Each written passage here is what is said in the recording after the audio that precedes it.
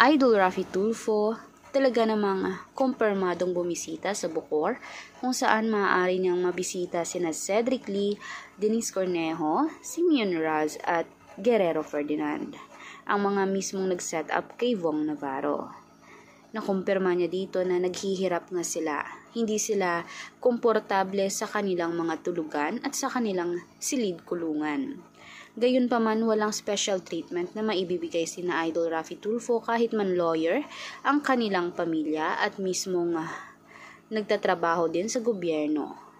Ngayon, kahit businessman pa ang mismong pamilya ni Cedric Lee, kahit makapangyarihan pa ay walang magagawa ang pera niya. Dito sa Pilipinas, kailangan fair ang batas. Meron mang nakakalusot pero sisiguraduhin ang mata ng lahat ay mainit dito sa apat. Kaya ngayon, habang naman bumibisita itong si Idol Raffy Tulfo, nakapulot siya ng something underwear mismo ni Denise Cornejo.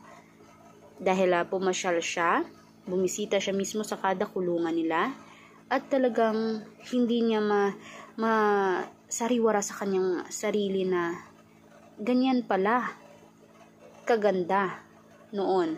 Pero ngayon, pag mismo ikaw ang dadalaw, ay talagang napakadumi ng kulungan. Tila parang nawala na ng buhay. Siguro nga ay nawala na ng pag-asa si Denise sa kanyang buhay. Kaya nga naman parang burara na siya sa kanyang sarili at sa mga kanyang mga gawi.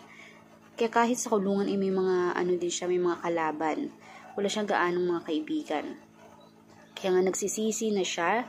Humingi pa siya ng tawad kina Idol na sana itulungan siya para maabot naman kay Vong ang balita na sila ay nagsisisi na at sana ay mapalaya na agad. Kaya naman for more videos updates tungkol dito guys, panatilihing mag-subscribe, i-like at i-share ang ating video. Sa susunod ay mag-update tayong muli. Salamat po.